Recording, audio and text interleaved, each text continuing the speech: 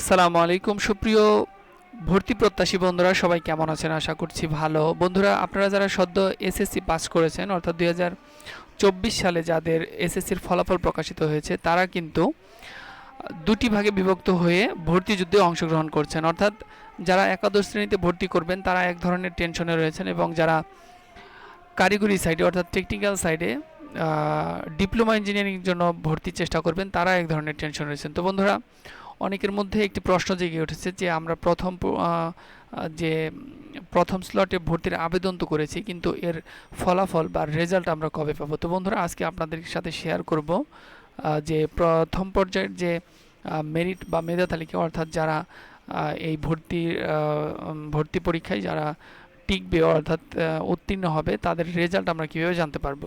তো বন্ধুরা, চলুন আমরা এখানে যে একাদশ শ্রেণীর স্মার্ট ভর্তি সিস্টেমের যে ওয়েবসাইটটি রয়েছে, আমরা এখানে এখন অবস্থান করছি।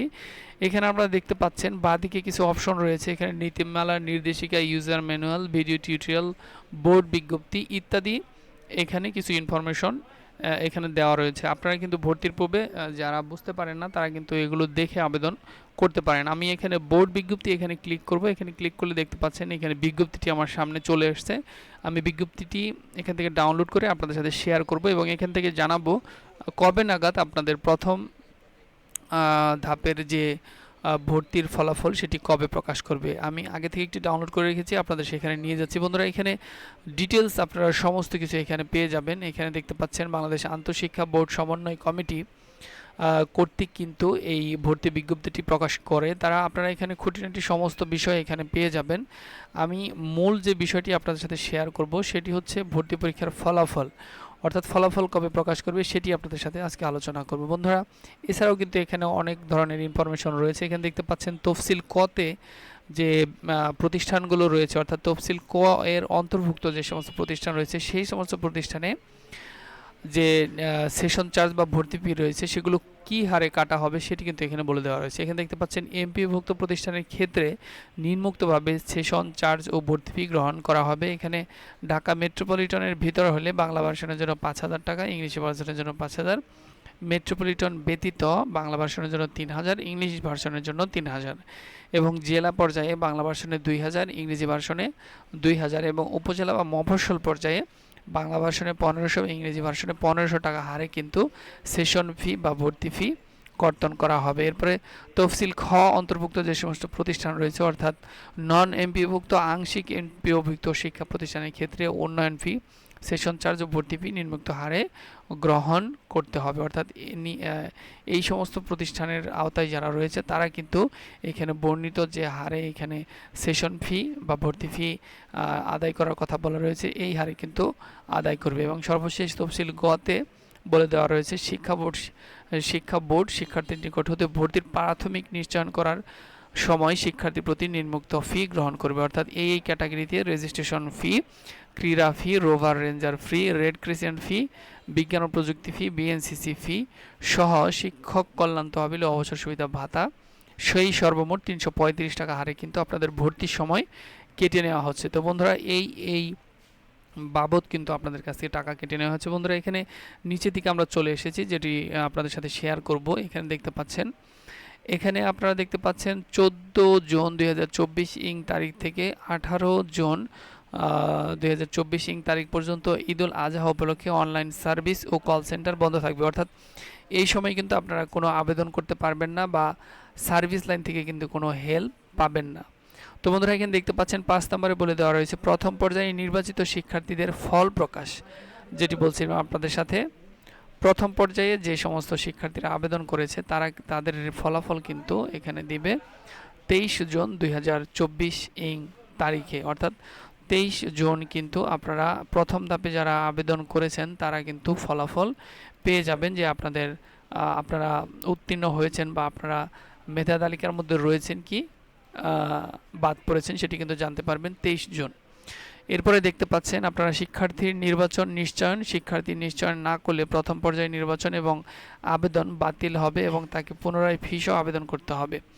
অর্থাৎ এখানে শিক্ষার্থীর যে নিশ্চয়ন রয়েছে, শিক্ষার্থীর নিশ্চয়ন যদি না করে প্রথম পর্যায়ে নির্বাচন বাতিল এবং আবেদনপত্র কিন্তু বাতিল বলে গণনা হবে।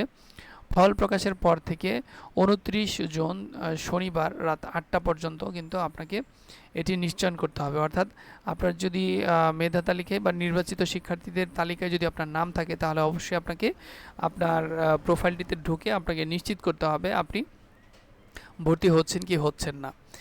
এটি চলবে 29 তারিখ পর্যন্ত। এরপরে দেখতে পাচ্ছেন বন্ধুরা, দ্বিতীয় পর্যায়ে আবেদন গ্রহণ শুরু। এখানে রয়েছে 30 জুন 2024 ইং তারিখ থেকে 2 জুলাই 2024 ইং তারিখ পর্যন্ত কিন্তু দ্বিতীয় পর্যায়ের আবেদনপত্র গ্রহণ চলবে।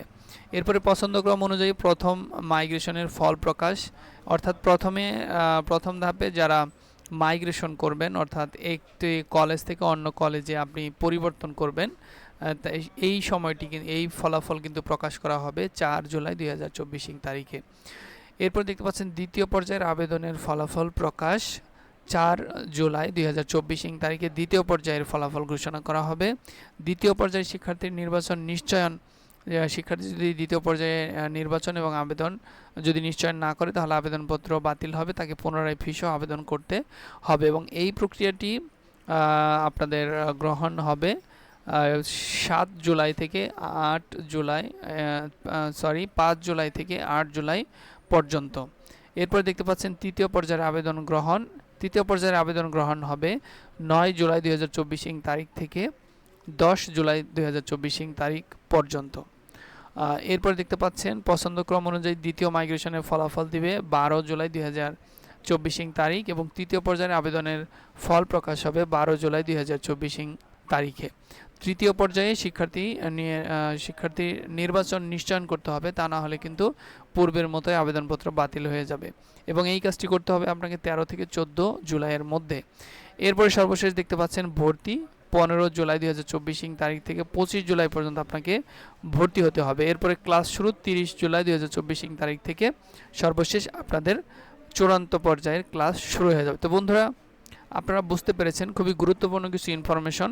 এগুলো কিন্তু না জানলে আপনার ভুলের কারণে আপনার ভর্তিটি বাতিল হয়ে যেতে পারে অথবা আপনার জীবন থেকে একটি বছর নষ্ট হয়ে যেতে পারে। তাই এগুলো কিন্তু খুবই গুরুত্বপূর্ণ বিষয় আপনাদেরকে জানানোর চেষ্টা করলাম। আশা করছি এখান থেকে কিছুটা হলেও আপনারা উপকৃত হবেন। তো সবার প্রতি শুভকামনা রেখে আজকের মধ্যে বিদায় নিব। সবাই ভালো থাকবেন, সুস্থ থাকবেন এবং সবার আগে সর্বশেষ আপডেট পেতে আমাদের সাথেই থাকবেন। আসসালামু আলাইকুম।